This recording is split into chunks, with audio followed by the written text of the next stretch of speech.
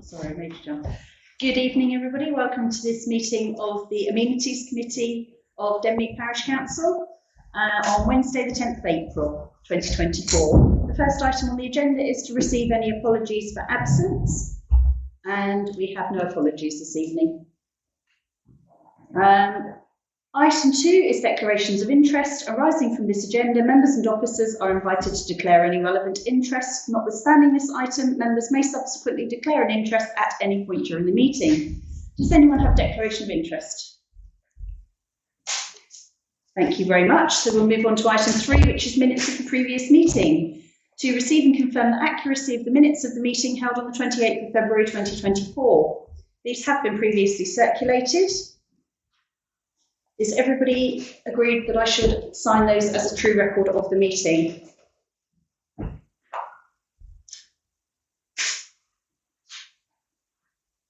Thank you. Can I have a show of hands from the members that were present?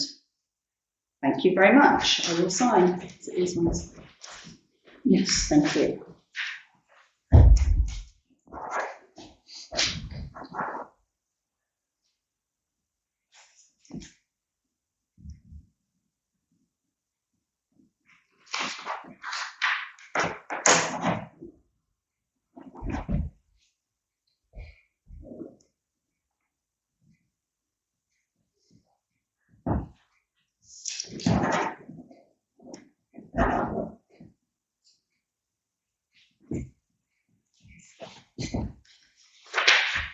Thank you, Francis. Item 4 is public participation. The meeting will, if required, recess for no more than 15 minutes for questions and comments from members of the public on matters appertaining to this committee. So I will open the floor. We have members of the public present. Would anybody like to address us with any matters appertaining to this committee? Will you deal with questions about the mother? This is your opportunity to address the council. When you did the planning application for the mother, you decided on the 30-metre distance. If it was within that, it would be not a noise nuisance to local residents. That 30-metre distance was based on normal sporting activity. It's where people, play the games, offer encouragement or constructive criticism to each other, the balls bouncing, balls hitting the fence, etc., the balls on rebound.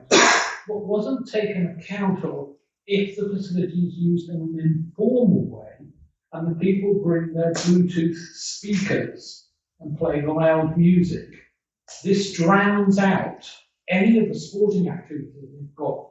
There's considerably increased noise.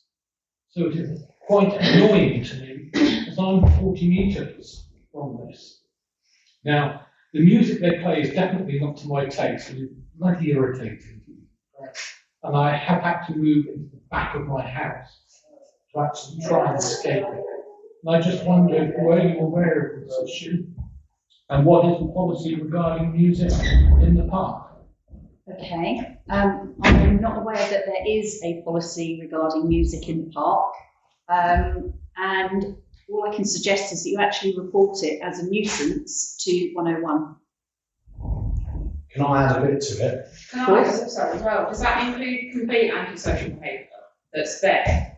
Any antisocial behaviour should be reported to 101. If they don't have a picture of what's going on, then they won't patrol the area. I do appreciate that, and it has to be reported, but it has been reported previously. This is going back to last year. I know the nursery have reported it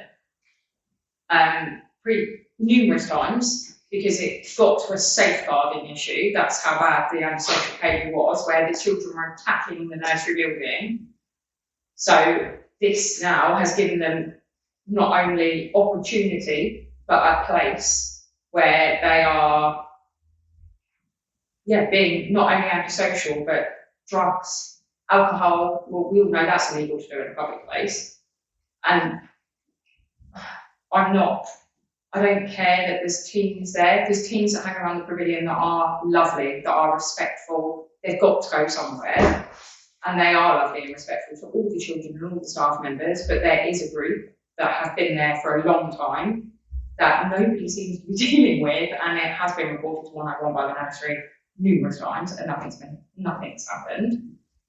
And now it's kind of a case of they're not going to let the children out there to play because of this antisocial behaviour, because it's not safe. So it's not just affecting residents, from what I've learned in the last 48 hours, but it's now going to be some kind of safeguarding issue, surely, that I don't want to walk past my kid, past somebody that's going to be antisocial towards me. And it's illegal to drink in a public place, and to drink drugs in a public place. Drugs, it is illegal. Alcohol, it isn't, unless there's a public spaces protection order in place, and there isn't one in Denmead. There is one for Central and Winchester, but there's not one for Denmead. I didn't realise that they could drink to that excess in a public place, in a children's play area. There's no law against that. Do you not have to have some kind of a personal licence? Doesn't it fall under that? So you can actually just get drunk in that area and it's okay. Well, I wouldn't say it's okay. It's obviously not what it's designed for. But as I say, the only thing that you can do is report it to 101. We do have now a village policeman. I'm yet to meet him. But that is one thing that, he should be able to come and be patrolling the area. Because there isn't a deterrent, that's what I mean. If there was some kind of deterrent for them, and there just isn't, there isn't. Short of coming to blows with them, which I have, there's no deterrent. I wasn't aware that we've had attacks on the building. Has that been reported to us? That was previous to the parish council being in the building, this happened last year. No. And it's relentless. They ring the bell and run away. They continuously harass the pavilion. They were punching the shutters, they were headbutting the shutters about 6:15 at night, and the staff came in. We went around and they said we want to leave via the kitchen because they were out there. Obviously, when we got close, they ran away. There was probably 5 or 6 of them. Okay. I think it's probably. And they've always done that. They ring the bell on DDC continuously and run away. Okay, I do know that we are now focusing CCTV onto the mugger. So if there are incidents, then we will be able to use that to report to the police. Okay, we had an incident last year, but the police didn't follow it up. As I say, we report anything that we see. Everybody, if there's a single incident, you should report every single time because it builds up a picture for the police. I think you're talking about exactly the same group of people that we are. More than likely. Because we live right next to the car park, literally right next to the mugger. And my wife's just approached them in a polite manner and just asked them if they could turn the music down a bit. And they started calling her names and all sorts. And at which point she walked away, they turned the music up. And then it's now got to the point where when they walk back through the car park, they stop outside our house, hold up the speaker over the fence, and then they'll wave at us in a really sarcastic way. And I had a chat with them over the fence on Sunday, I think it was. I just said, look, not against you using it, but there's got to be some kind of compromise because you wouldn't expect that level of noise if you live next to a nightclub. It's just so loud. It's ridiculous. And then, like you said, it's the attitude that comes with it. It's not everybody saying you can't do that, you can't be here, we don't want you here. It's you can't tell them what to do. It's almost like they know what their legal rights are. Or they're infallible and they know. Yeah, and they know it's not illegal to do this, so they're almost doing it to get a reaction. Well, if you are reporting it to the police, I would take photographs as well because the police will be able to identify the individuals. I've been recommended for do some further work, and it's not recommended to take photos as it can be seen as antagonistic. But we have made a few recordings and things like that. Okay. But as I say, it's now got to the point where it's not. I understand that they're using it within their right and everything, but it's the waving at us over our fence and saying, well, if you don't like noise, you live next to a park. But I assume, and this is an assumption, that they don't own their own houses, or they don't own the houses that they live in because they're probably 16 or 17 or whatever they are, and just don't have any kind of respect for it. But if you say just keep reporting to 101, then you will do. Councillor Brown. I would encourage you all to come to a Safer Neighbourhoods panel on the 25th of this month, because the Police Crime Commissioner's deputy should be in attendance, and hopefully there will be police in attendance as well, so you can get your point over at that meeting. That's 25th. 25th, isn't it? So I think it's very easy to say take photos and so forth, but if he lives right next to them, he's putting himself into a target. You know, and that's one thing they said to us. They said to me on Sunday, they said, "You're the only people that got a problem with this," and it is intimidating. I understand that, and I don't frighten easily, so I'm quite happy to talk to them. But some people might not feel like that approaching a group, and it does say on the police website that the advice is to try and de-escalate it before you report it. Yeah. And that means going to people. But if people aren't able to do that, don't feel safe to do that, it's it is only coming from us and potentially you when you're walking through to the nursery homes. So they think it's just us being. Yeah. And I have had people approach me with exactly this issue as well. So I fully intend at the Safer Neighbourhood panel to raise that on behalf of the other residents that have already approached me. Councillor Brown? Just to confirm that this was also going on prior to the mugger being installed. It was, yes. Yeah. So it's not actually a. It's just it's Oh, another, no, it's it's another A place to do it. Yeah, it's exactly. another area. It's great that they're using it. It's another area, and also I think it's now closer to homes rather than prior to that. They were just under where the nursery was. And obviously, we were picking up our daughter at 6:15.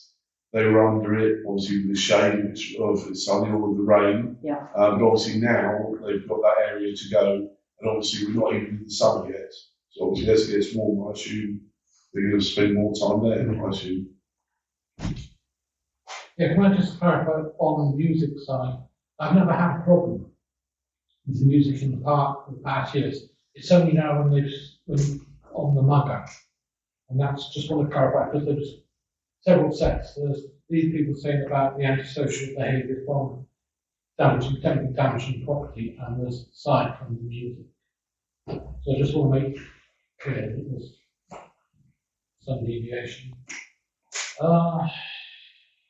So just to clarify, you regard the playing of loud music in the park as antisocial behaviour and is nothing to do with the mugger? I'm not saying that, no, that I don't think I've said that. I'll listen back to the recording. Well, that was the impression I got, so I just asking. No, I mean, anyone playing loud music, it is it's inconsiderate, and some people would consider it to be antisocial behaviour. Whether or not that meets the threshold for the police to be antisocial behaviour, I can't answer. I can ask that question, but I'm not able to answer at this point. Can I request that you also put a sign up like you had on the skateboard park about being considerate to your local neighbours? We could consider that, whether or not they will take any notice. I No, but don't know. it will make people aware that there may be an issue. And Okay. I think it's only coming from one group. So I've seen several people over there. I think it's just this one group that are causing the noise. Okay, I can ask the clerk to put that on the next agenda. Yes. Councillor Andreoli? Just comment there that the perception is that these young people are 16, 17. If they're the ones drinking alcohol, then that is an offence, and that is something the police will or the PCSOs will attempt to deal with. Obviously, 18 and above is not illegal. That is something that they will take note of. Yeah. If these youngsters are in fact under the drinking age, shall we say.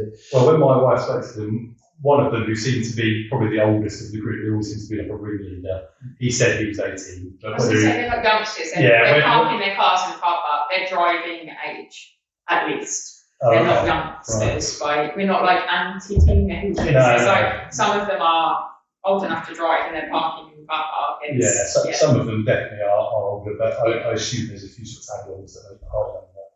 But yeah, you're quite right. I mean, we didn't have this last year. This music's only just started since that's been up. We live right behind it. Okay. They're my neighbours. I mean, it may, well, I mean, if they're that age, then they're probably not, maybe not at school still, but it is the Easter holidays at this point in time, so it could be the fact that it's just them whiling time away while they're not at school. Yeah, but we've got 6 weeks in the summer. haven't we? Absolutely, yeah. Councillor Brown. If there are parking cars in the car park, it might be worth taking registrations and reporting their behaviour and back again these cars. Because if they're deemed to be drink or drug driving, then they will act on that. Okay, does anyone have anything else they would like to raise? I just asked that maybe you mentioned something in the parish newsletter about the mothers being created, and please be aware of the disturbance loud music could cause to local residents. I wouldn't like to give people ideas. No, but I wouldn't, but could you bear in mind? We can certainly put that we wish that people would be considerate when they're using it. Yeah, because I mean, if they use it just normally as intended, fine. But if they bring their blue boxes, I may retaliate with Scottish Highland music. It's bagpipes. Yes. Okay, if no one has anything further to add, I'll close the public session. Thank you very much. Your feedback has been taken on board. You mentioned the Safer Neighbourhood Yes. place. Where's it been held? In here. Well, actually, There it's in here. it's in here. What time? Starts at 7:30. Okay, thank you very much. Okay, thank you very much. Thanks. So I'll now close the public session. And we'll move on to item 5, which is matters arising and outstanding matters.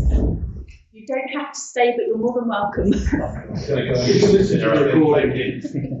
much. You're welcome, thank you.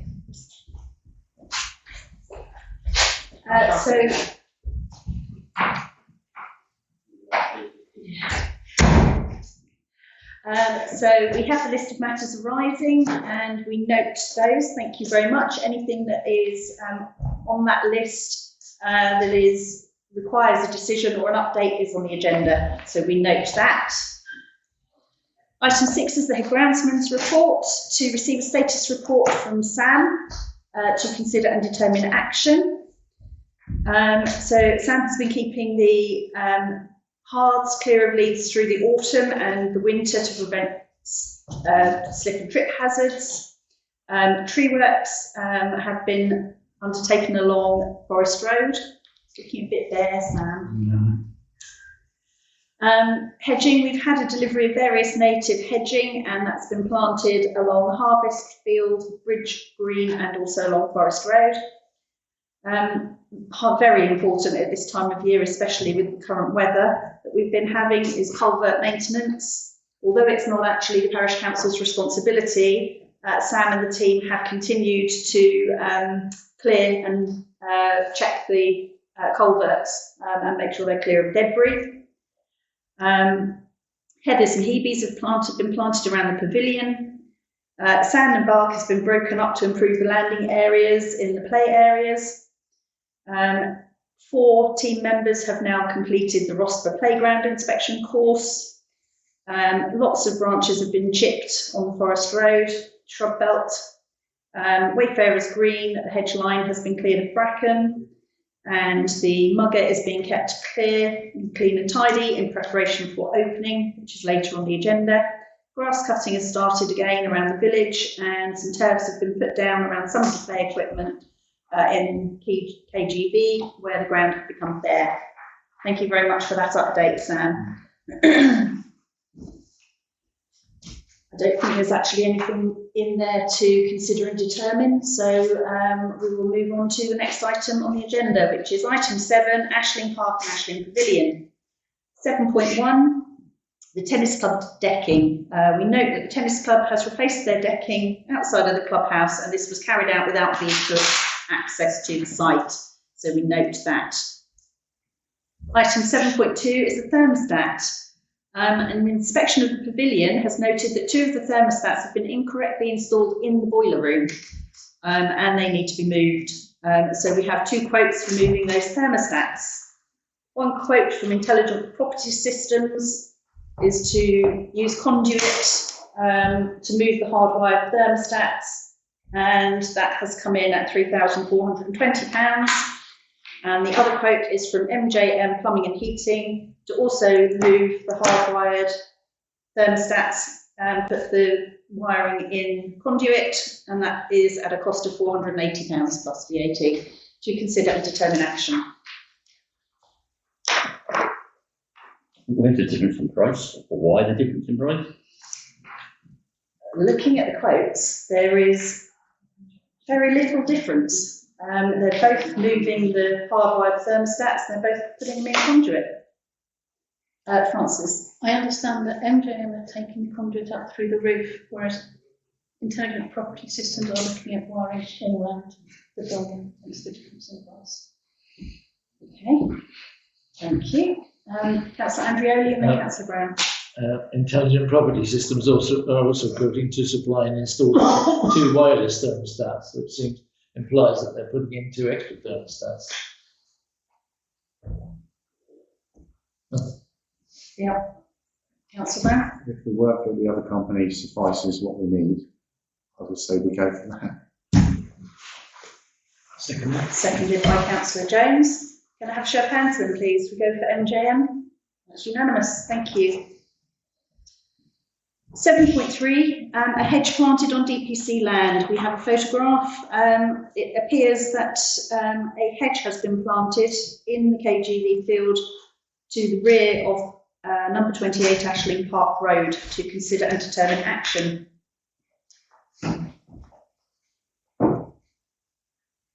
Councillor Andrioli? Well, it's on our land. We didn't authorise it. We didn't ask for it, so they should be written to and asked to move their hedge onto their own land. I wonders whether they have an intention to grow a nice hedge and then take the fence down, but in which case they can put their hedge inside their fence and I grow a nice hedge. Thank you. Councillor Brown?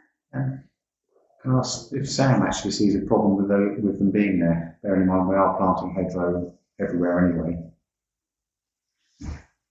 Or a council of Sam. I'm sure. Councillor Andrioli, if that was a proposal, Yes, I'm happy to second it. So we have a proposal that's been seconded, that we ask them to move the hedge back inside their own boundary. Councillor Brown. Can I make an amendment that we ask them as to why they planted the hedgerow on Parish Council land without permission first? It's less antagonistic than just saying, remove your hedge. It gives them an opportunity to say, well, we thought we were going to enhance the area and take a fence down. I would just say to that we wouldn't allow people, unless they have a licence to cultivate, to plant hedging on Parish Council land, and I don't believe that we would give a licence to cultivate in the KGV field. But we have a proposed amendment. Does anyone wish to second the amendment? I do.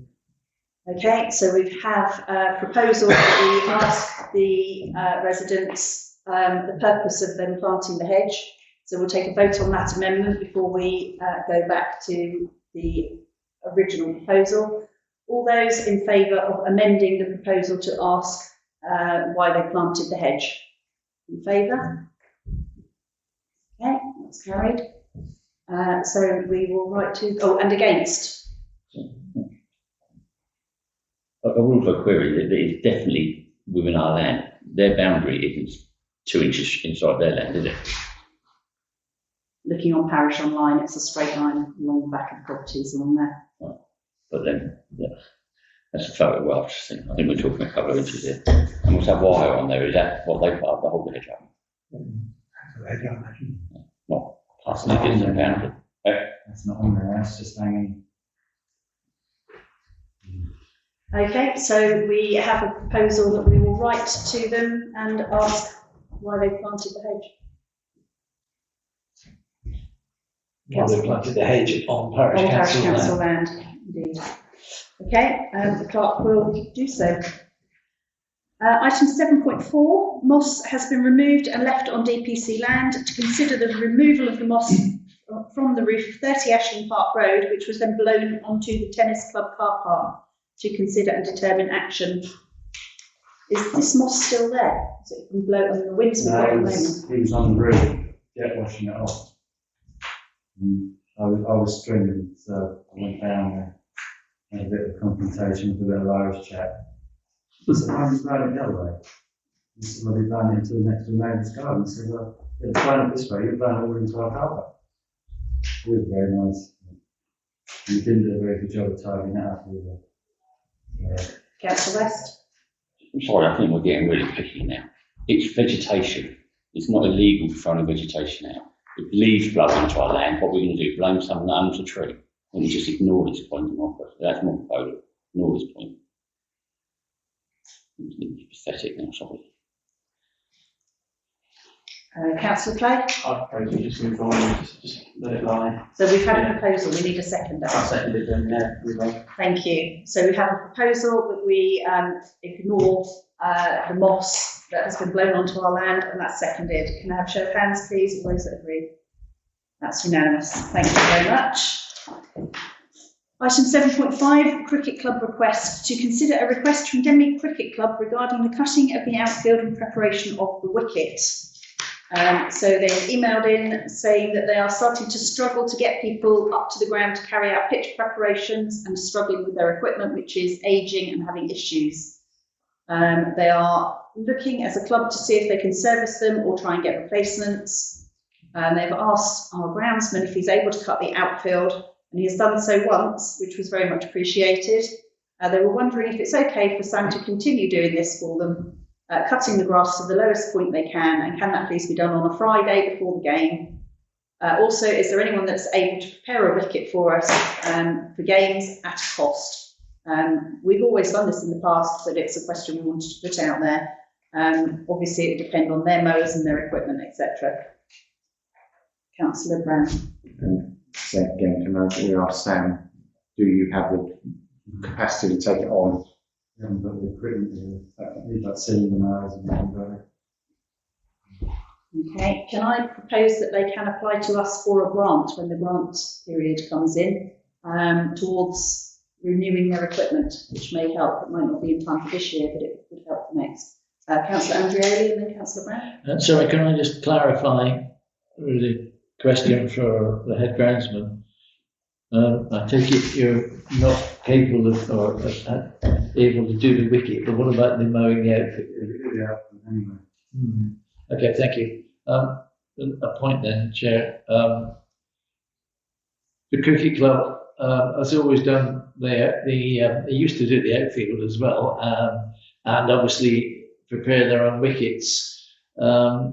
And they get a discount on the hire charge because we don't have to do anything. In fact, they look after that area of ground for us during the summer. We have the ability and the equipment to mow the outfield for them, but they are effectively, in the short term, I don't think I would have a problem with, if Sam has not got a problem with cutting the outfield for them. But they do get a discount because we don't normally do that during the summer. Thank you. Councillor Brown? I can't imagine they get a massive discount, and it's a club in the village. I'm quite, if Sam can take on the outfield, as he said, and it's not a problem, but we don't, as Sam has just said, we don't have the expertise to do the wicket. So, and the next problem will be is someone else working, not the cricket club, on the parish council ground. I also don't mind if Sam does the outfield, but I think it has to be in the normal cutting schedule. I don't think we can rearrange things specifically around the cricket club's requirements. Councillor West. Well, I think in the short term we should try to accommodate it, because we don't and we lose that revenue. And the fact that if it was someone else on there preparing the wicket, it isn't a third party because they're paying them. So they're paying someone, so they're effectively part of the cricket club. So I wouldn't see that as a problem. And that's what they're offering. They're saying, do you know anyone? And we're prepared to pay them. So again, if they did get someone, regardless of whether they play cricket or just get paid by them, they're part of the cricket club. So that would be an issue. Councillor Jones. And mowing the outfield on a Thursday compared to a Friday makes no difference to a cricket club because it's the outfield. And I'm sure it's the inference from that is if we were doing some work on the wicket, that needs to be done the day before. Having been involved in cricket club myself, when you mow the outfield a Thursday compared to a Friday, makes no difference. The growth won't be sufficiently high. Okay, so I'll summarise the proposal and see if I get seconded. So the proposal is that we agree to cutting the outfield as part of the normal cutting schedule, and we suggest that they could apply for grant funding towards replacing their equipment. I don't know who was first, sorry. Councillor West? It wasn't part of the normal schedule. It was to accommodate Okay. for a period of time, yeah. Provided that works, Sam. Okay, so that's the proposal is that we accommodate the cutting of the outfield and we advise them that they can apply for a grant when our grant application period opens. And also that we don't have means to do the wicket. I'm sure Francis will pass that on. Happy to second. And that's seconded by Councillor Jones. So can I have a show of hands, please? That's unanimous. Thank you. Item 7.6 is the Mugger opening event. To consider an event for the launch day of the Mugger. I don't think when we do it, just don't make a lot of noise about it.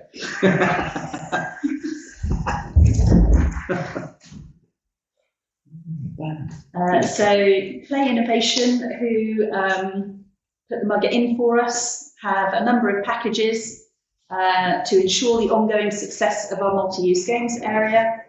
They are here to help with continued success of our investment and have attached a document with some package options.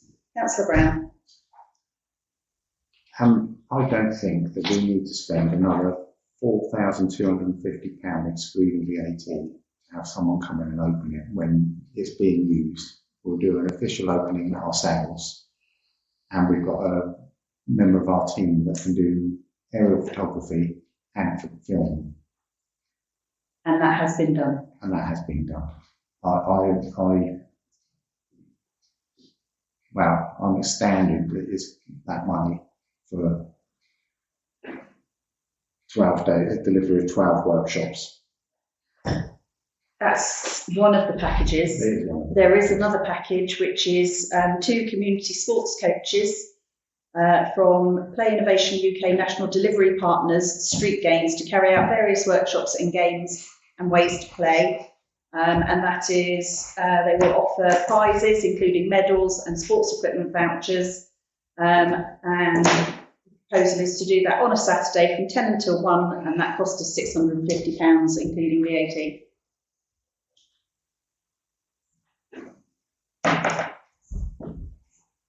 Councillor Jones. I totally agree with the comment about £4,000, but 650, I think it gives it a little bit more expertise. We're not going to be able to explain to any children what they should be doing, either getting medals and so on. It gets participation, so I think that works, and we should go for it. That's a proposal. I will second it. Councillor Clay. Yes, I was going to second this. I thought so. Thank you. So we are proposing that we opt for the package cost £650 for a Saturday from 10 until 1, which we can advertise on social media. Can I have a show of hands? All those that agree? That's unanimous. I was actually having a hand up for sorry. but it's a little on the late side as to do we have a budget, which the committee clerk was pulling out the budget thing, and then bearing in mind that the RFO does not like us making resolutions without knowing there's a budget. Quite right too. So do we want to clarify which budget that's coming from? Yes, and what date do you want to do it? Okay. Do we have a date in mind? A sunny Saturday. Sunny Saturday.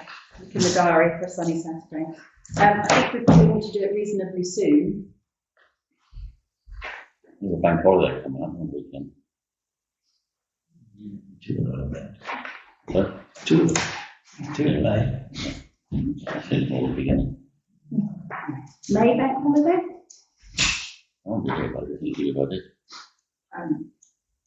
If I have a bank holiday, people coming in on a bank holiday. Saturday. So, do you want me to go back to Mark? Well, they've given us a price and they've told us it's a Saturday, so. Do we want to go for the 4th of May? May the 4th? I think you get their slogan, aren't Yeah. Okay, should we try and opt for that then, May the 4th? Okay, and I think that can actually come out of the remainder of the budget that was allocated for the mugger, because we didn't spend the entire budget that was allocated for the mugger. Okay, do we need a show of hands for the 4th of May? Thank you very much. Item 7.7 is the notice board at Southwark Road entrance to Ashling Park. To consider a matter raised by a councillor regarding the notice board at Southwark Road entrance to Ashling Park. Councillor Brown. I'll put my hands up, it was me. We have, it wasn't actually just about this notice board, it's trying to get consistency over all of our notice boards. We have, as you can see in there, we have a warning this gate will be locked at sunset. Opening hours, British Summer Time, 8:30 till 9:30, and then 8:30 till 4:30. If sunset's not at those times and we lock the gate, we leave ourselves open to you shut the gate on the time or when you haven't told us you're going to shut the gate. We then go on to no dogs, golf and horses and all the rest, and then a picture of a dog with a line through it. Car park gate timing is another sign on there. And then you've got a skateboard sign put over the top of other signs. Okay, Clark has just advised me that all the notice boards are being replaced and all of the notices in the notice boards will be replaced when the new notice boards are in place. I think though as an interim we could ask that any contradictory hours are corrected. Councillor Brown. But the only sign that should be on there saying times are the park opening times, which is the one that was agreed by council, is the new sign, which is actually a proper sign. And can we also get away from using laminated pieces of paper that we then puncture and we bleed? Sometimes that is the only way of getting a message on in time for the message to be delivered in a timely manner. So that may be necessary, but where possible, we are having proper signs made. So the action there is that all the notice boards will be replaced and new notices will be put up in the new notice boards, but in the meantime, we ask for conflicting information to be corrected. Just on, I know this says Southwark Road car park, on the one by the pavilion entrance has got, I think, 3 or 4 different no dogs allowed in the park. Okay, so would you like to make a proposal? Well, I propose that we need consistency on our signs. And that will be done when the notice boards are replaced. All parks that we have. So the problem with going around and doing that at the moment will be that it's a duplication of effort, because when the new notice boards come, it will be different notices that go in there. So you're then asking for the clerk to go to every notice board and put a new notice on, but then that will then be replaced shortly when the new notice boards go in. Councillor Andrioli. I'm just going to ask the obvious question: is when are the new notice boards going in? I can't answer that, I'm afraid. Because I agree that it's a mess at the moment.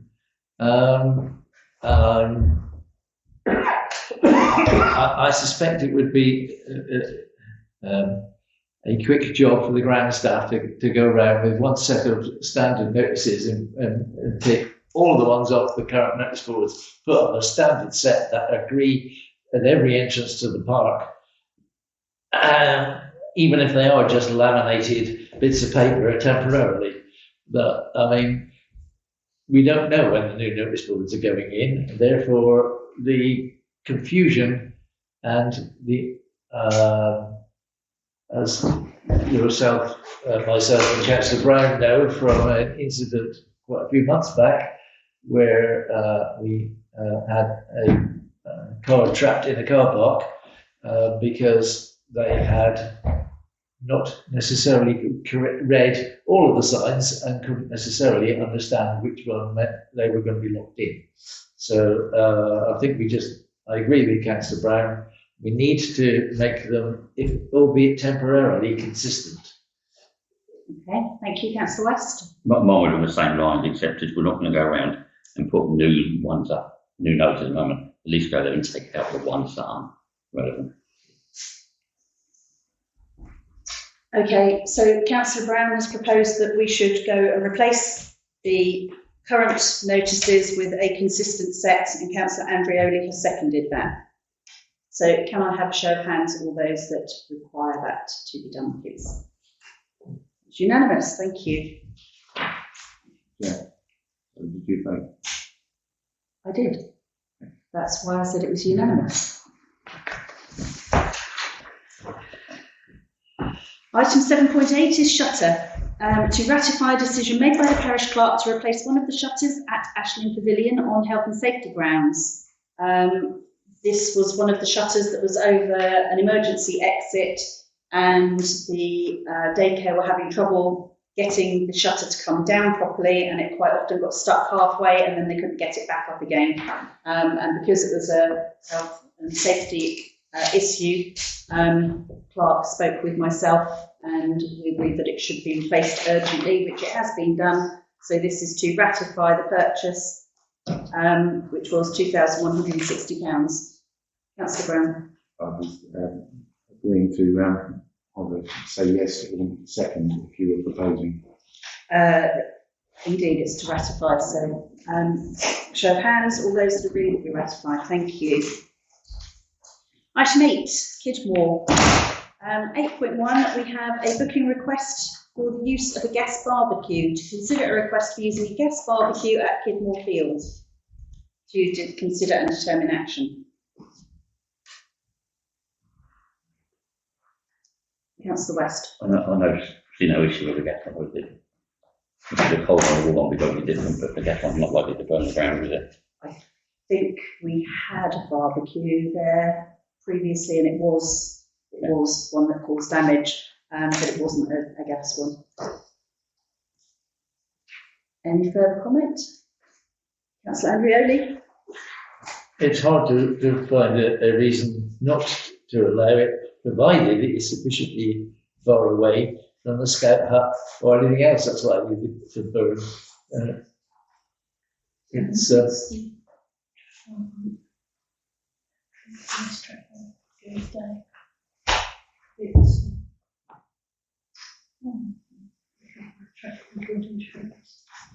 So it's not the Scouts. no, but it did more, so it's the scout hut area. So Yeah. as long as it's not likely to threaten the scout hut or anything else there that might be able to burn. I don't see any real problem with the gas one. Councillor Berry? Are they going to supply us with a risk assessment? Because a barbecue, you've got children around there, you've got animals and stuff like that. I don't believe we asked for a risk assessment because it's not our event. If we were hosting the event, then we would undertake a risk assessment, and that's why we employ an events manager who undertakes all of those on our behalf, but it's not a parish council event, so we wouldn't expect a risk assessment.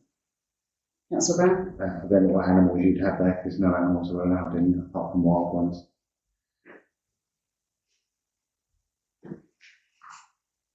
Okay, so Councillor Andrioli has proposed that we have no problem with enabling a gas barbecue. I think Councillor West did that, and I agree with him. Okay.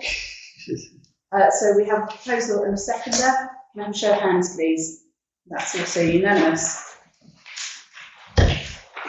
So we move on to item 8.2. Is a booking is requesting a campfire. To consider a request to have a campfire during an overnight camp at Kidmore Field.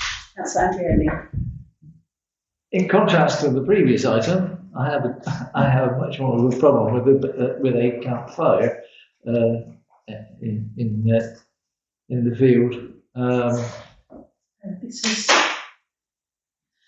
the first Campling Squirrel Scouts.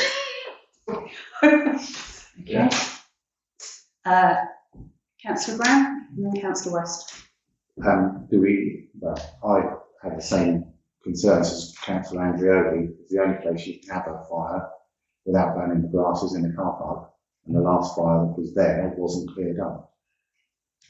Okay, Councillor West. I was just going to say no, full stop, sorry. A 5. Okay, so we have a proposal and we have a seconder. Can I have a show of hands? All those that agree that we should not allow campfires at Kidmore. Thank you, that's unanimous. Item 9 is Heathfield. We have a booking request for a mobile zoo or donkey rides. To consider a request to hire Heathfield for a mobile zoo experience or donkey rides for children. To discuss and determine action. I think this is a very good idea. It's a really good use of the field. Councillor West and then Councillor Andrioli. Oh, I was going to say I'd be more than happy as long as they tidy up the front of the steps. Councillor Andrioli. That's precisely what I was going to say, but I was going to say clear up behind the animals as well as to tidy up. Okay, so we have a proposal and that's been seconded. Can I have a show of hands, please? All those that agree that we allow. Sorry, just one thing. How are they entering the site?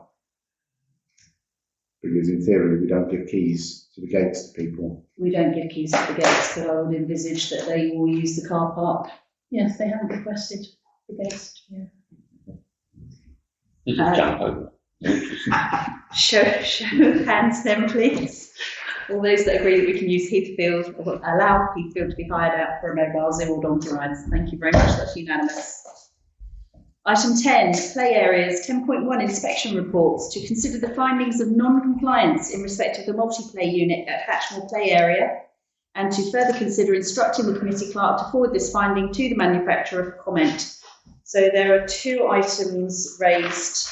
So that's the head jam bit, yes. Isn't it? So there's a potential area where a head or neck could be trapped. The other one is the shackle on the. Yeah, that's a separate item, right? Fine. So we're asking for the clerk to forward that head neck entrapment potential to the manufacturer for comment. Councillor Brown and Councillor West. Sorry, Councillor West. The risk assessment shows it as low. So next to it, it says risk assessment low, and it's ticked risk score as low as possible. So our neck entrapment is now low, according to the risk assessment. Well, I'd be happy with a low, especially if it's 1. So where's the issue? Because it's almost on amber. It's not on amber, it can't be. It said underneath, it said risk score as low as possible. So but it says the item is not compliant with the requirements of the relevant standards. Well, then I've suggested the risk level gets moved then.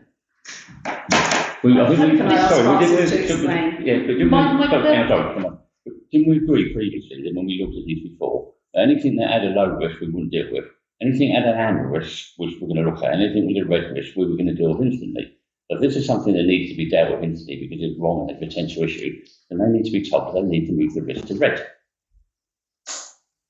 Francis. So to clarify, that was not my reason for putting it on here. My reason for putting it on here is that nothing can be done to change the piece of equipment, but I think the manufacturer should be notified that it's failing the standards so that then they can redesign the piece of equipment moving forward.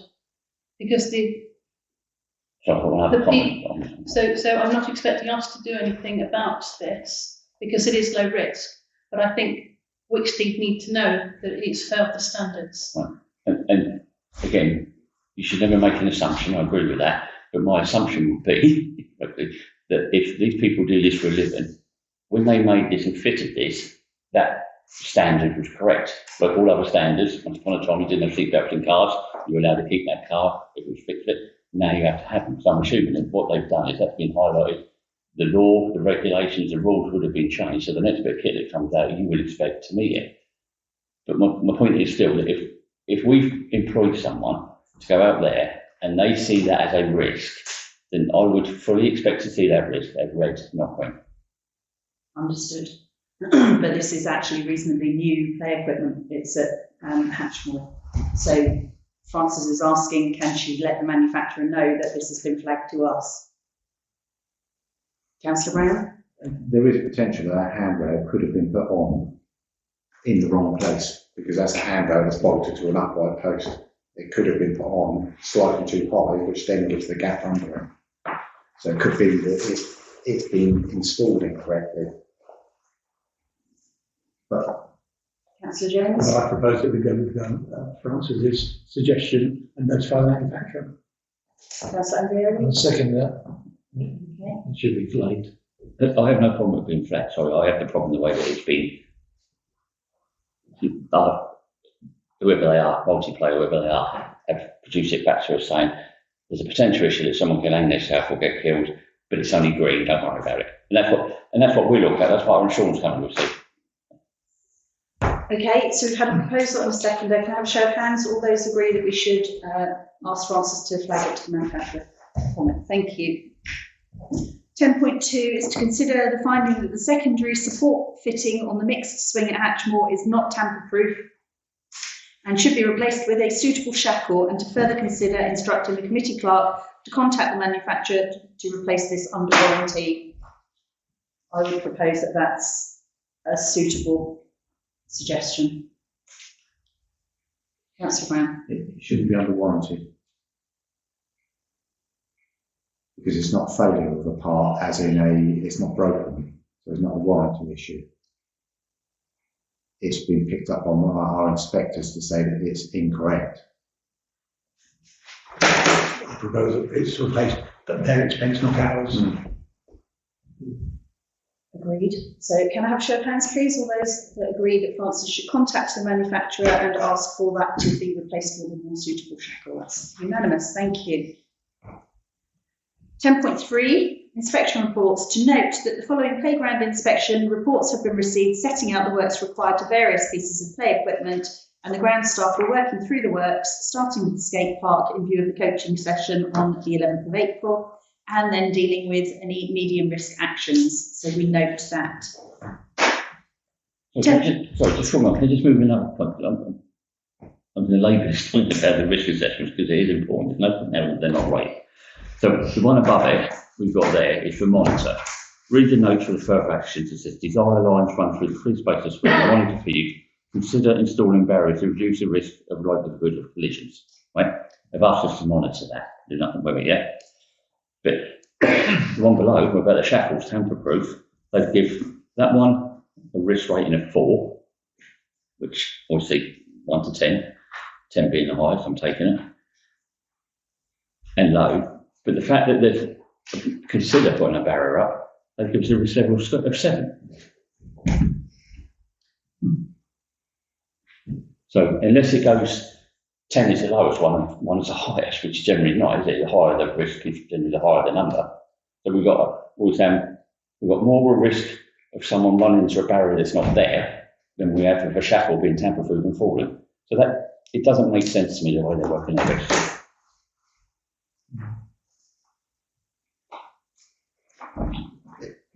It does tell you in the report, it does tell you in the report how their scoring works.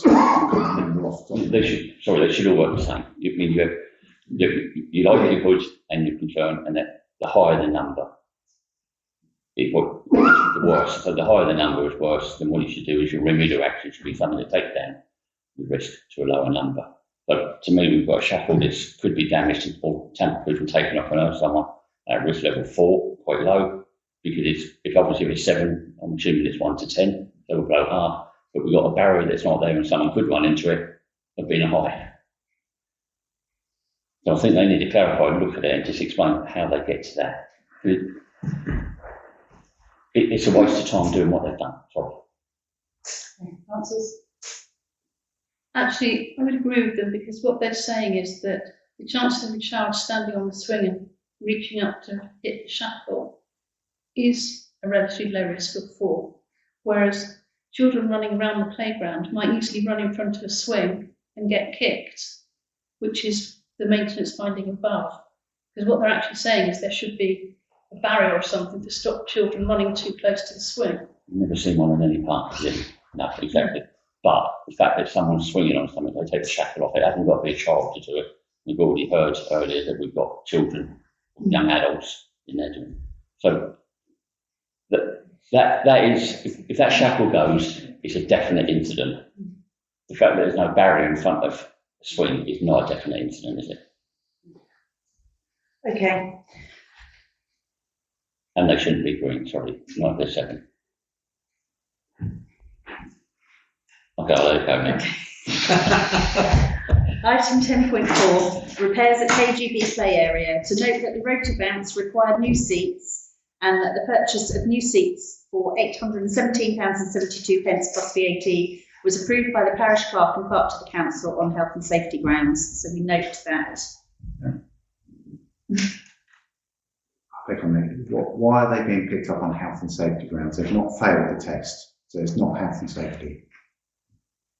They passed the inspection, they said they should be replaced, but they've not failed on a safety issue, so it's not health and safety. So that should have been brought to the committee to make a decision on replacing that. Okay. I will discuss that with Clark. Thank you. So we note item 10.5 is the skate park. Following receipt of the playground inspections report, temporary repairs have been carried out to the skate park, which have only been partially successful. To consider whether to close part of the skate park unless further temporary repairs are successful. So this, because the skate park is made of wood, they put in filler, and then when the children go over the filler with the wheels, it breaks the filler up and it comes back out again. Councillor Andrioli. First point, Chair, I don't believe it is wood, it's some synthetic material, but that's not what my main point. We have tried in the past to close bits of the skate park because they were in need of repair, and have failed miserably every time because no matter what signs you put up and barriers you put up, the young people will pull the barriers down, throw the signs away and carry on using the skate park. So short of actually taking out some of the items on the skate park, which I don't think is a physical possibility for our staff, then I think the answer is we have to do something about getting the repairs done. And I don't believe we can shut, other than try and shut the whole park, which we've done in the past and failed. So I don't think we can take bits of it out of use. We've tried and failed. Councillor West. It did damage because of use, do you think? It's just wear and tear. So it gets good use. So then we need to repair it. Okay, so this action is to consider whether we close part of the skate park unless further temporary repairs are successful. Can I ask Sam, have you managed to do any further temporary repairs? We've done a bit, but we just break up. Okay. I have sent a link to you today for a different product. So it might be worth having a look at that and seeing if you think that that might work on a temporary basis until we can get it repaired. But that's the next item on the agenda. Councillor Brown? Can we not put something in that's flexible and then take the joint? I've sent Sam a link to a product that I think might sort the issue. I'll send it to you as well. Yeah. Francis has suggested that we defer this item until we've had a chance to try the product. So I would suggest that that's a good suggestion. So can I have a show of hands, all those that agree, we defer this item. Which one are we deferring? We're deferring the closure of the skate park item to move on to item 10.6, which is to consider quotes for repairs.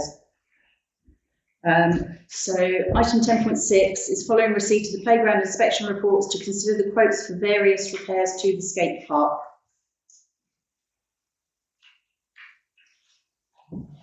So we have various prices which relate to repairs to various numbers of parts of the skate park. So 4 ramps, 5 ramps and 7 ramps at varying costs. Councillor Andrioli. Yeah, I've looked at the full quotes, and as you quite rightly say, that it's for different amounts of repair, and obviously, therefore, large differences in price. But the fact that the company has thought to quote for up to 7 ramps to be repaired or replaced suggests that whether we do them all now or we're going to have to do some now and some in the not too distant future. It strikes me, I don't know where, if any, we've got budget, but I think we should bite the bullet and do the lot, because we're only going to have to be back here in 6 months' time for permission to do another set. The maintenance of play equipment and skate park, we've got £2,500 in the budget for this year.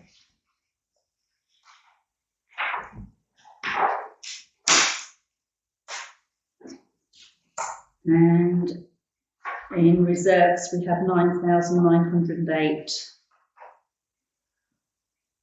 So that's a total of 12. We don't have still one that we could use for play equipment. We have 15,000 in SIL.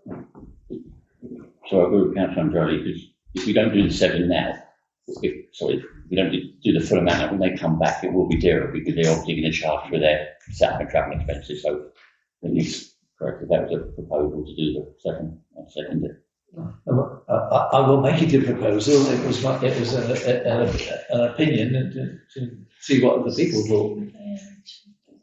It's not. Damage what you use. We put that to the mother, and then we're holding that, and that might go to Tanners if we get it. But if this is more important, it's not been earmarked for anything. Yeah, it's still just they're waiting to release it on an invoice.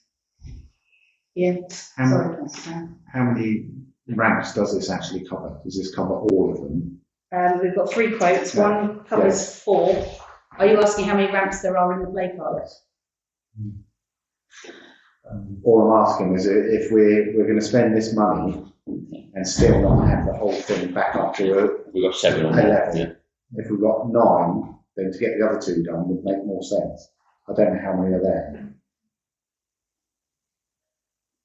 I can't recall off the top of my head, but this is all the ones that the Evolution inspected and considered needed replacing. The others, these were what he called the first and secondaries.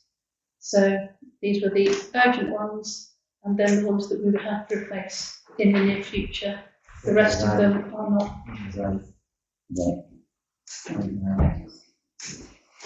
That's the West. I propose that we do all of them, so we end up with a new piece of debt. All 8 that I mean, looking at it, looks one like doesn't need repair. then it will do very short if they're that use. It's roughly £2,000 a board, isn't it, by the looks of it? Well, the quotes that we've got are for the ones that urgently need and the ones that are going to need in the near future. So I think the quote for 7 covers us for everything. We will need to get 2 quotes if we can spend that much. Whether we get 2nd quote from one, no at this stage. Okay. Procurement policies. Yes. We can ask for 2 quotes, and if we don't get one, we don't need to do it. Yeah, exactly. Okay, so I'm still not convinced that I've found £20,000 in the budget. Were you discussing the S106 play budget? Yes. Yeah, I'm not sure which is in that, but 6. okay. That's the 15. But I thought we'd allocated that already to the mother. I'm not sure, but I mean the RFO is the only one who can answer that question. So can we can have a resolution that we will carry out the repairs to the 7, and we will ask Jenny to put the budget together, looking at what we've got. Sorry, Councillor Andrew. Well, we need to ask somebody for another quote. Yes, as well. But if some of it is urgent, then maybe we do need to do some of it straight away and do it as two separate items. Okay. So I'm assuming the 4 is urgent. Notwithstanding my earlier comment that we ought to do them all, because we're going to have to do them all same. If those 4 are urgent, then I propose we do those 4, because we won't for that need another quote. Okay.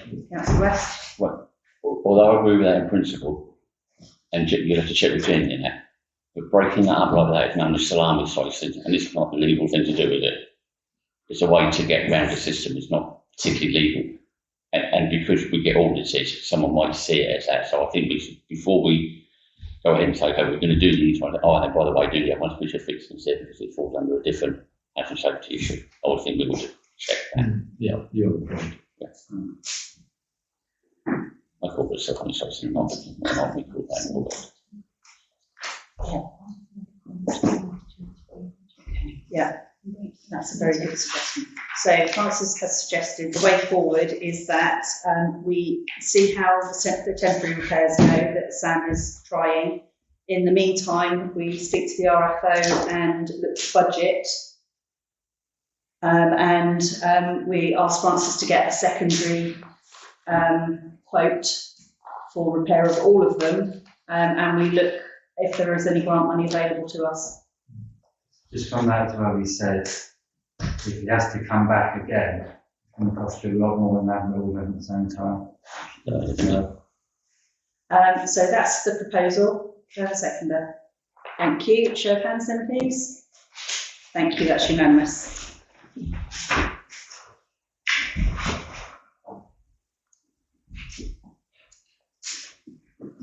Item 10.7 is Mill Close, to refer the issue of ownership of Mill Close play area to full council. So it turns out, as we can see from the notes, that when Francis looked on land registry for all the land that DPC owns, Mill Close did not show as within our ownership. Looking through the title deeds, she found an agreement for the developer to transfer the land to Winchester, and then to Winchester to transfer to us, which is the normal chain of things. However, there was no evidence that the transfer to us took place. So Francis contacted Winchester to ask them to provide a certified copy of the transfer so that we could use it to make the land registry application. However, Winchester never took control of the land, so the developer never passed it on. The original developer no longer exists, but there is a successor company. So Winchester have suggested that the land is now transferred direct from the defunct company's successor to DPC. So Francis is asking for permission to make contact with the defunct company's successor regarding that matter. Councillor West. Mill Close play area floods continuously. And it floods outside of the footpath, it's damaging the footpath. Are we going to be responsible for that, or do we want them to try particularly fix some of that flooding in some way, shape or form? Because it's not just, it's like a river at times comes out there. I don't know if they know that they own it, because we've put play equipment here. Just so they don't come and ask us to move it.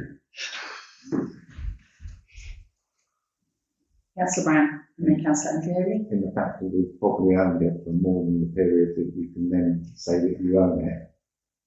I don't think there's a leg to stand on. Councillor Andrew. Doesn't there? 20 years. 20 years. Certainly, as far as I'm aware, the Mill Close playing area was installed by the developer initially. we have since replaced a large amount of the equipment there. And as I commented in email the other day, Councillor West says, water comes down there. Unfortunately, it is on the path from Mill Road to what ends up becoming the main river, the other side of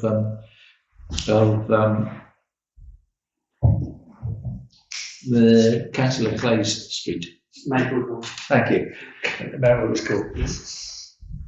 I think that's a case of just the lie of the land in that sense. So we're asking if we can transfer this issue to full council to deal with. Well, Councillor Andrew? I propose that we do, because land ownership it belongs to full council. I will second that proposal. Can I have a show of hands, please? That's unanimous. Item 11.1, DPC land. A skip on DPC land to receive and consider the response from the resident.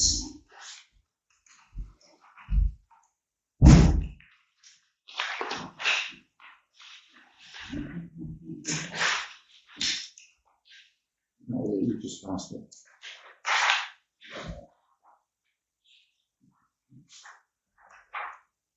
No, that's not it. That's it. Okay. That's the one. I did it in paper. Thank you. I'm writing with reference to your letter dated the 4th of March referring to damage to land owned by DPC. Once it was brought to the attention of the builders, the skip was immediately removed. All work is now being carried out within the boundary line. It was also discussed and agreed with whoever spoke to the builder from the council that once the weather improves, we would repair the land by adding sufficient topsoil and grass seed to repair any damage. I'm sure you will appreciate that under the current situation of recent horrendous wet weather, it's physically impossible to carry out the agreed planned work and not to impact the surrounding land in the short term. I would like to point out that for the past 7 years, I have maintained that land, keeping it neat and tidy as a gesture of goodwill to the parish council. Councillor Brown.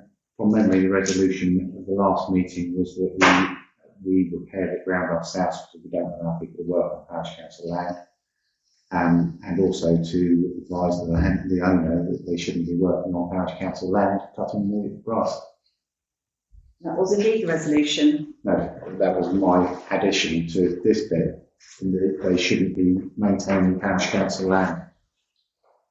Without a licence to cultivate. So to consider and determine action, we have a resolution from the previous meeting. How would you like Francis to respond to this correspondence? Councillor Brown. Councillor West can speak. Well, first of all, I think also thanking the speed of rectification of it, definitely quick enough to know when people don't do it. And I would suggest we let them topsoil it to start with to save us the expense, and then we take over the maintenance. We've already got a resolution that we will do that ourselves. Councillor Brown. The resolution is that we will do it and pass any costs on to them. I think that's a bit unfair. They've offered to do it, so we're going to say no, but we're going to charge it.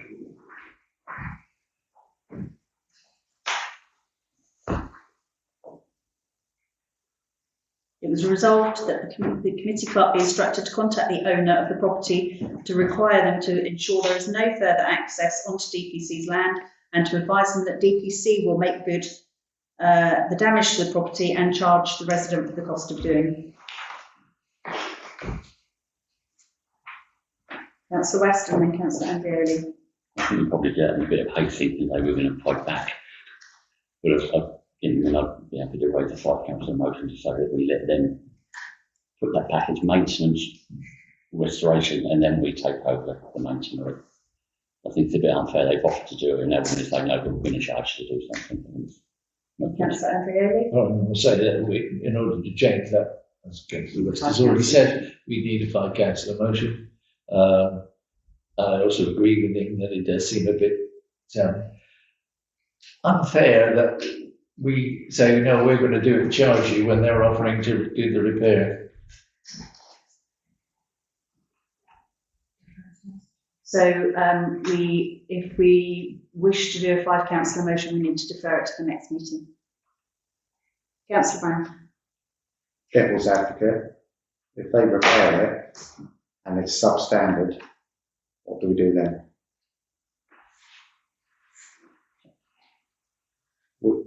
We have a thing that we do not allow people to work on parish council land. If we start allowing people to do it, then the next step could be something else, and we then have to start chasing things, and then we have to then check the quality of the work that's been done. If someone has an injury on there, I know it's only levelling ground, but if someone was to have a trip on there because of what they've done to the land, it's our land, we're liable. Councillor West. Well, I would suggest they're probably going to put 4 inches of topsoil on there, and we will class that as maintenance because they're repairing their damage, which you would expect most people to do, isn't it? So are you asking to put forward a 5 councillor motion for the next meeting?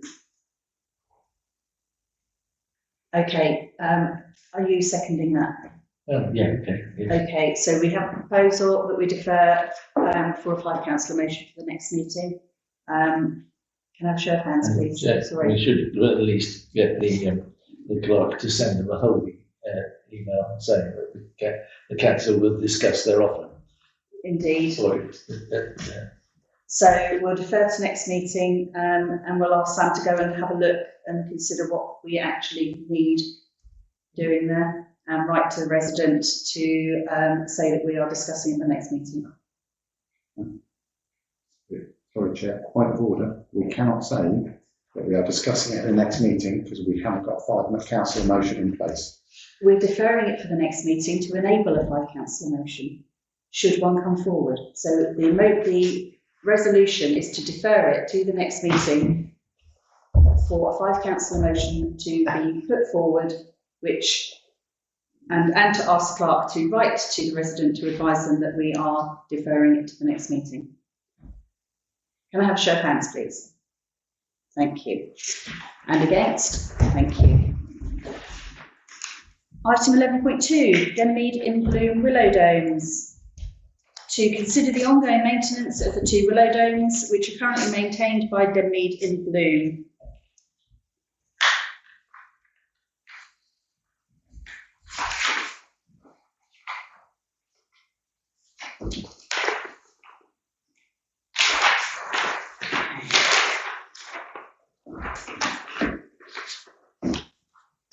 So, in addition to,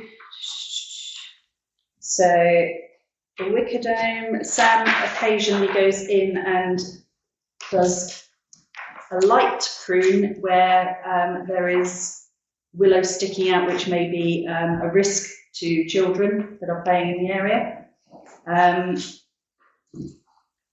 Liz Williams has contacted us and said, thank you for contacting me. I'm pleased to hear that another group wants to take on the litter picking. I'd like to clear up a few misunderstandings. I am still running Denmead in Bloom, and although we've handed the flower beds over to the council, we are still looking after our 30 containers in the village centre. We will hand these over when it's time to replant them for summer, probably towards the end of May. We will also be pruning the willow play area on Harvest Field as soon as ground conditions permit. I understand that another group would like to take this task on in future, and I will pass on any relevant tools to them at the end of this pruning season. We are still storing equipment in the sexton's hut at the burial ground, and will clear this when we finally finish. The annual spring clean stopped during COVID when we were not allowed to meet in groups of more than 6 people, and it was not felt necessary to start again as the village wardens keep the pavements and greenways in the village pretty clear, and there is no longer the annual build-up of litter in the hedgerows and verges. We do have a considerable number of litter pickers, including shorter ones which are suitable for children, and she's happy to hand those over to the parish council. So this is to consider the ongoing maintenance of the 2 willow domes which are currently maintained by Denmead in Bloom, to consider and determine action. This says that they've got people that want to take it over. So are we happy for another group of people to take over the maintenance of the willow domes?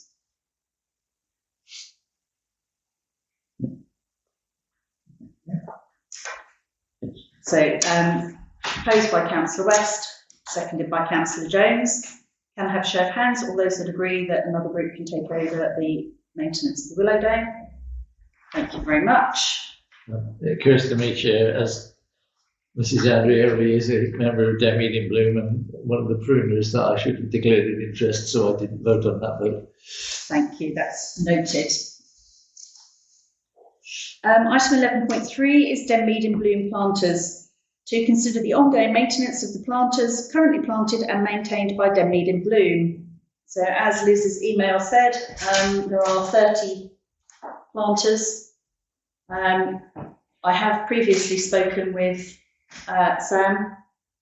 We do not have capacity to take on the maintenance of those planters. It's not just planting them in May, it's watering 30 containers 3 or 4 times a week, and in the height of summer every day if we have dry spell, and we simply do not have capacity to undertake that.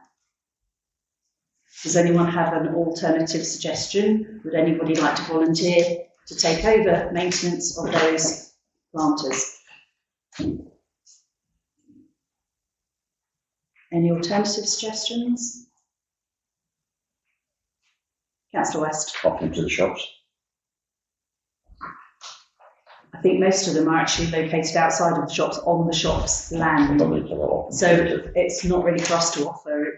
We're being asked if we want to take them over. Councillor Brown. I would propose that we don't take them over. Councillor West. I agree we don't take them over, but to lose them completely. So, you said they've got any alternatives, and my alternative option was to ask the shopkeepers were they interested in taking them on. Okay. Councillor Berry. Can we put something in the magazine asking for volunteers to take them over and see them? We could, but I think with both of those suggestions, we're taking ownership. If we offer them to the shops, it's as if they're ours, and they're not ours to offer. Similarly, if we put it in the magazine, they're not ours to offer. Councillor West. The way the letter that will be worded is delivered, saying that they're giving up, would you be interested in taking it on behalf of them? Then we've got to offer it, just letting them know that people are packing up doing it now, and that the planters outside that make that area look nice is now going to disappear. They might be happy then we're going to have a car park back. Councillor Brown. I take it the group that are looking to take on the Willow Domes are not interested in doing the planters. No, they're not.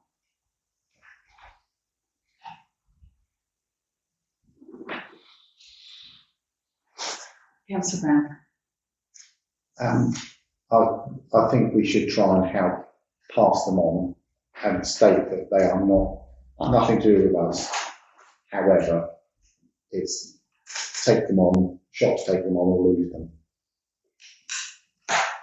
Okay, if we say you take it on or you lose them, who is then responsible for disposal of them? That's an awful lot of concrete to get rid of. Councillor Brown. Unfortunately, Denmead and Bloom are, they're not ours. They never have been the parish councils.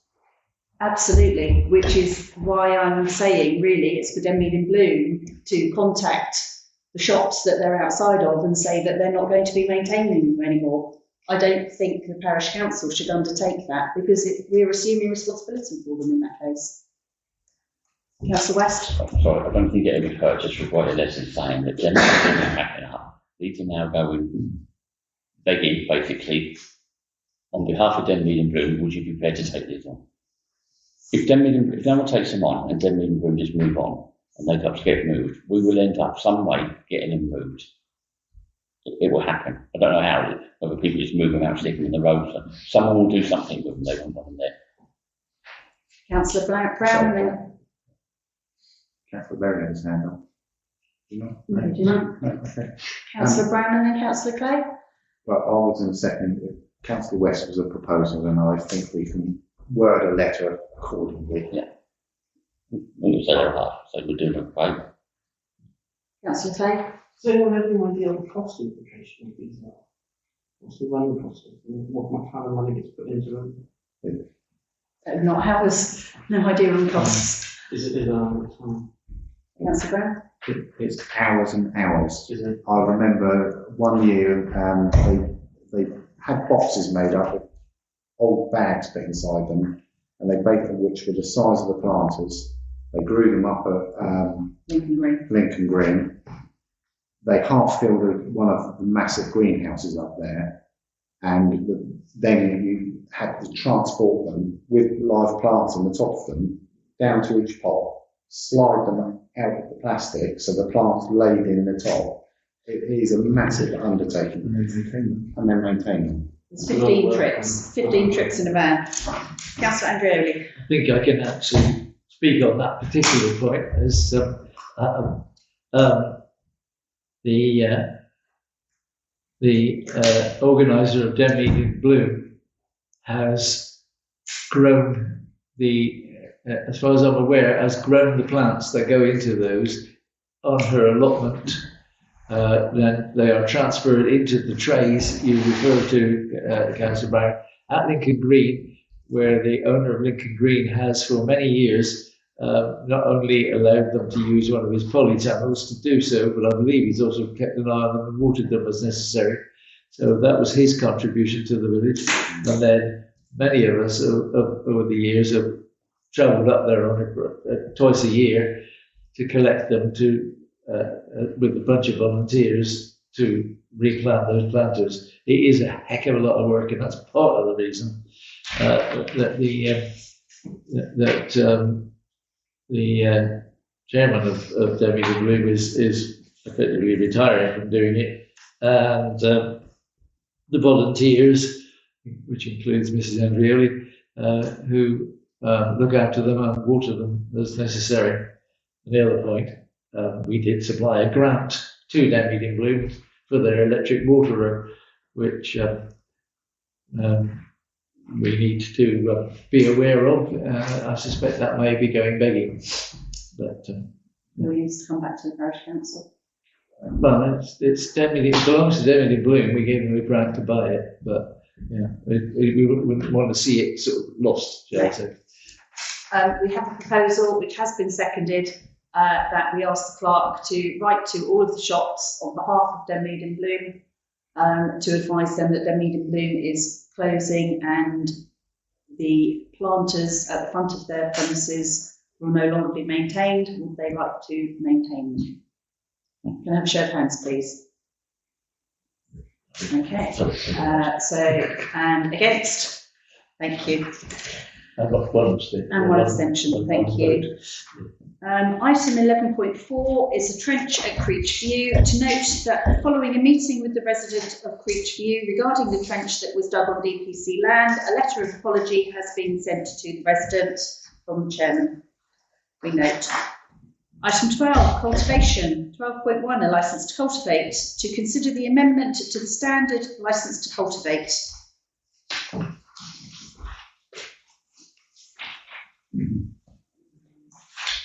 So the amendments are 14. The land to which this licence relates shall not be used for the parking or storing of any vehicle, boat, caravan or any similar items, and no buildings shall be erected or constructed on it.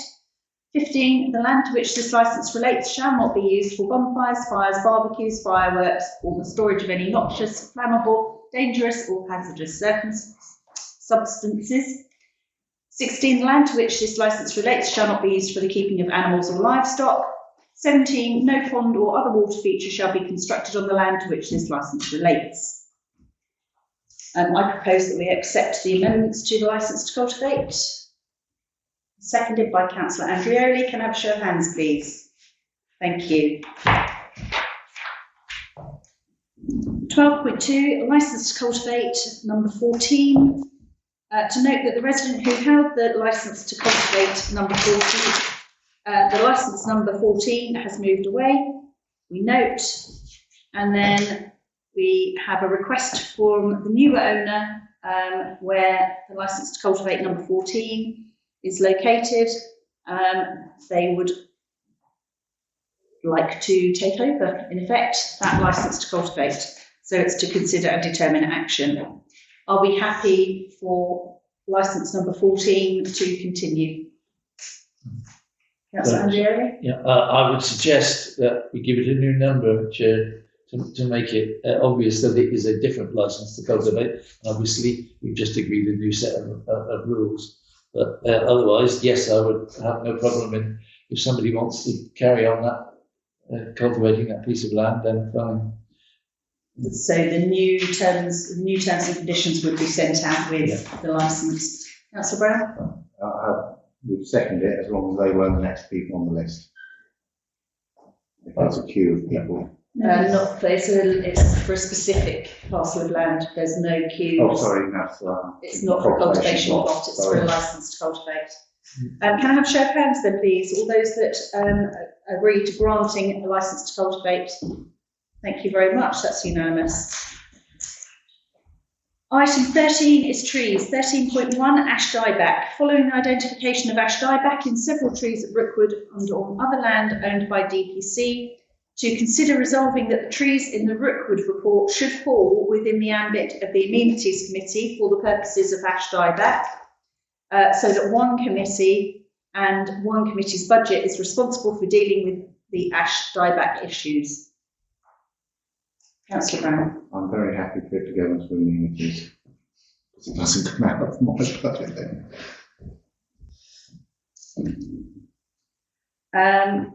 So can I have a seconder for that proposal? Thank you, Councillor Jones. Can I have a show of hands then, please? All those that agree that ash dieback comes under the remit of the Amenities Committee. That's unanimous. Thank you. 13.1.2 is to consider obtaining an ash dieback survey of all the ash trees on DPC land, and we will need to get quotes for that survey because we don't know how much it's going to cost. Councillor Brown. We know how many we have. Roughly. Maybe 52. We have a slight issue in that when I asked Martin Dobson to come and look at the trees along the Ashland Park Road Greenway, the survey shows most of them, a majority of them, as being ash. Martin Dobson stated they're not ash, they're elders, one of those two. But he has already, or we have already identified 19 trees that have ash dieback. And going on the tree survey, I think I've got it up to approximately 100 are ash, but we don't know how many of those are actually ash. I propose that we, sorry, Councillor Brown. Naive of me. What, apart from the tree dying, what are the other consequences of ash dieback? Passes it on to other trees. It spreads very rapidly and it's impure, it's untreatable. There are developing ash trees that show resistance, but they're only in trial stage at this point. The main problem is that the first indication that you've got ash dieback is twigs and branches start falling. And for places like Ashling Park Road Greenway, that's an issue if they fall on people. We have had some large branches come down. I propose that we get a quote for having a survey of all the ash trees so we know where we stand and what we're looking at. Do I have a seconder? A show of hands then, please. Thank you, that's unanimous. Francis, if you could get quotes for us, please. Item 13.2, damage to a resident's roof. To note that works costing £150 plus VAT have been carried out to a resident's roof to repair the damage that was caused by the staff cutting off the branch that the residents were worried was going to fall and damage their roof. So we note that. Item 13.3, offer of a chestnut sapling. To consider the offer of a chestnut sapling from a member of the public. So we have a chestnut being offered to us, and it was suggested that we plant it in Chestnut Close, which would have been lovely, but we don't have any land in Chestnut Close. So this is to consider and determine action. Councillor Brown. Because I think we could do with it. Could it go at Ashling Park? Ashling Park. Could it go at Goodman Fields? Bridge Green. Bridge Green. Bridge Green, everyone snap going there. Councillor Andreoli. Oh, if it's a reasonable sized sapling, I don't think we should turn it down. And if Bridge Green is a suitable place, then I suggest we say thank you and put it, and that it'll go in Bridge Green. Councillor Brown. Show of hands then, please. That's unanimous. Thank you. 13.4, wood chipper. To consider purchasing a replacement wood chipper as the one currently owned by us has reached the end of its life. To consider and determine action. I didn't use the budget for this, really. We did truck and vehicle replacement. Where's that on there? It was in the budget. It's stage code 6054.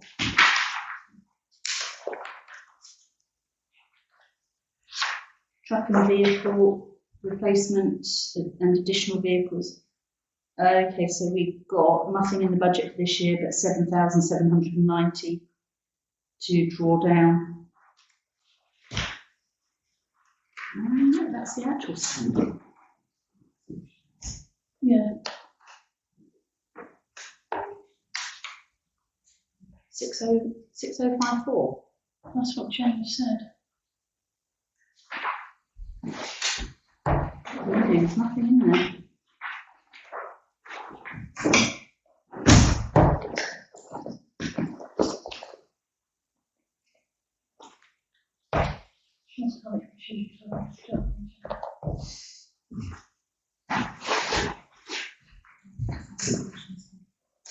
That's the budget resolution, and it was in the budget. This is last year's. Maybe we budgeted for it in this year's budget. Yes. I don't have a copy of that this year. Okay. 6054 has £12,000 in it.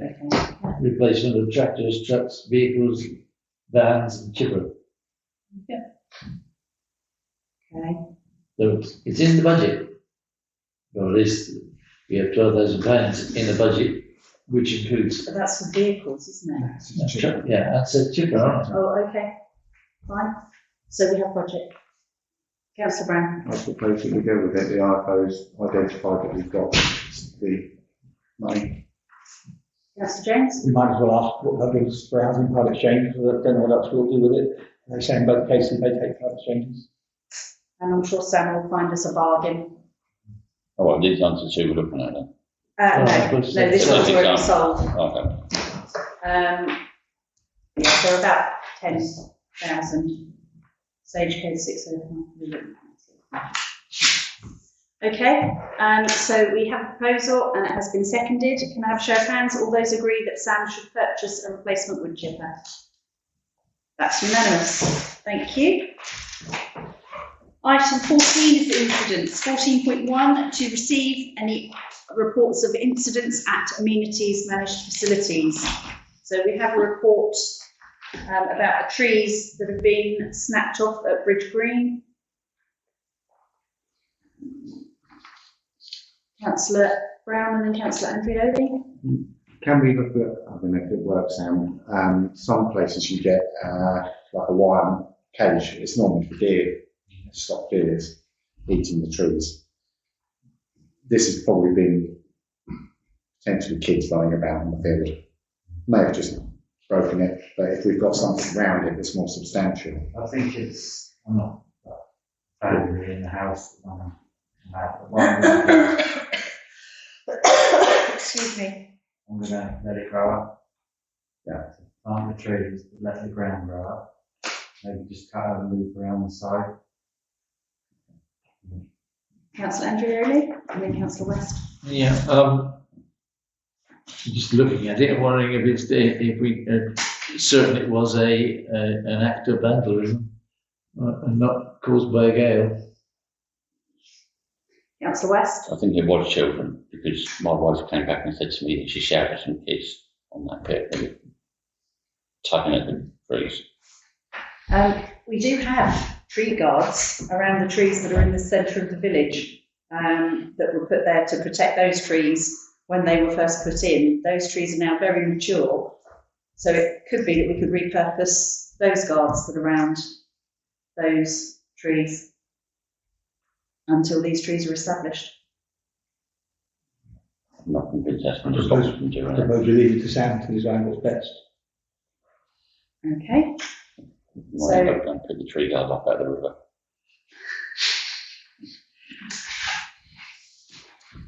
So we have a proposal that we ask Sam to manage these, replant and protect as I'll second it. necessary. Thank you. Can I have a show of hands, please? Thank you. Yes. Yeah. There is another incident. On Friday, the 5th of April, a colleague and I went to install an auto speed watch device on the pole we previously installed on the Verge in XXXX. We then had to install the device and contact the auto speed watch company to activate it. On Monday, the 8th of April, the auto speed watch company advised us that the device needed to be adjusted before it could be activated. On Tuesday, the 9th of April, a colleague and I went to adjust it and found that it had been tampered with. Someone had pulled the solar panel lead out of the device and damaged the connection point. So we note that damage. Thank you.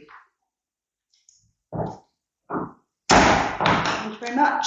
Thank you, Francis.